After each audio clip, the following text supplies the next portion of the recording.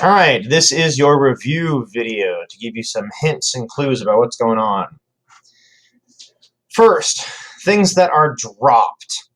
Well, if they're dropped, that means they're going to start with an initial velocity that is 0. That's what dropped means. It's then going to fall downward. Okay, that means that its displacement is going to be negative, because negative means down. Its final velocity after this displacement is also going to be negative because it's going down. Let's see, and then we also got a time. That is going to be the time that it takes to get from the beginning to the end. And keep in mind that for all of this, the acceleration is going to be g, which is negative 9.8 meters per second per second. All right, so things I might ask you to solve for here, you could do v final equals v initial plus gt. I might give you that I drop something and it hits the ground 5 seconds later and ask you to solve for v final. I could give you v final and v initial and ask you to solve for time, stuff like that. V final squared equals v initial squared plus 2g delta y. I could tell you that I drop something from a certain height and I ask you to solve for v final. I could say I drop something and it hits the ground going this fast. So how far did it fall?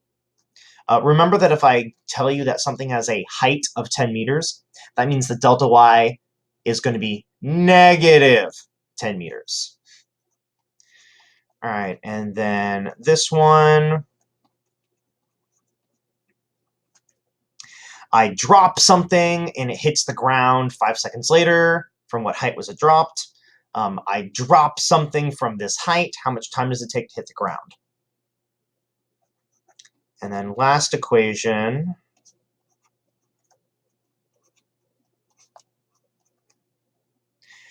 I drop something from a certain height. 5 seconds later, how fast is it going? Stuff like that.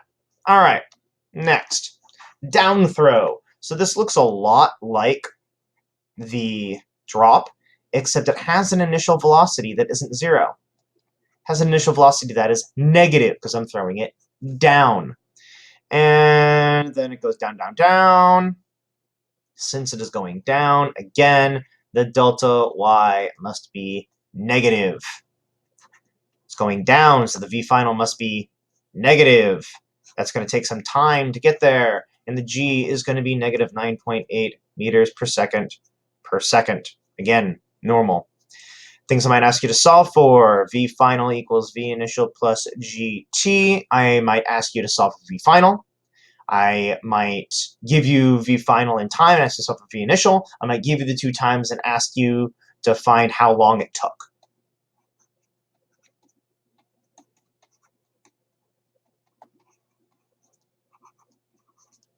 I could say I throw something down this fast and it falls this far. How fast is it going?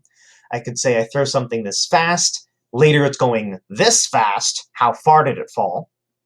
Or I could say, hey, something gets thrown down from this height and it hits the ground going this fast. So how fast did I throw it?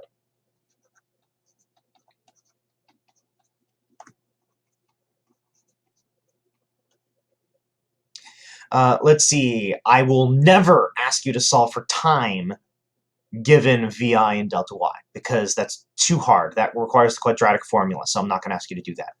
However, I might say, so if I throw something down this fast and hits the ground these many seconds later, how far did it fall? I might ask you that. All right, up throw, complete throw. All right, so that is like the lab with the rocket, and it goes up, it comes back down.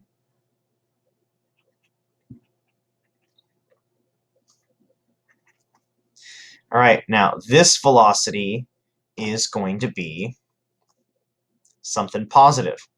This velocity is going to be the exact same velocity, but negative. Up here, the velocity is 0. All right? It takes air time to get from the beginning all the way to the end. It takes half time to get from the beginning to the top. All right. Delta y, the only delta y I ever care about is going to be the maximum delta y, which happens when your v final is 0 and your time is half of the air time.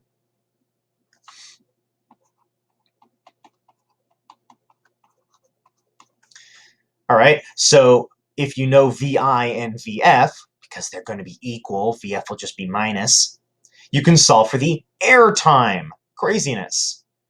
VF squared equals VI squared plus 2g delta y. Oh, hey, if you know the launch velocity, you know the velocity at the top is 0, you can solve for the max height.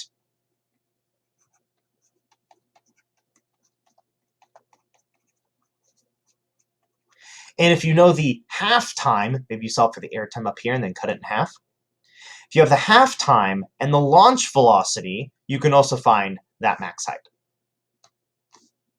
Ooh, we're on a cliff. Picture time. Cliff. Water below. I have an object. It gets thrown upward. Goes up. And then it goes down. All right. Here's the V initial. Here's the V final. And it fell that far. So it's going down. It's going down.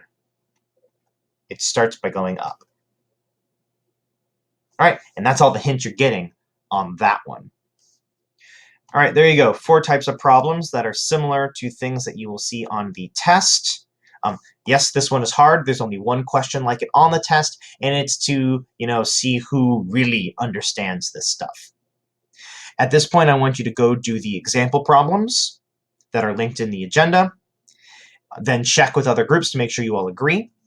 If after that there's still miraculously time, I want you guys to do the free fall retest.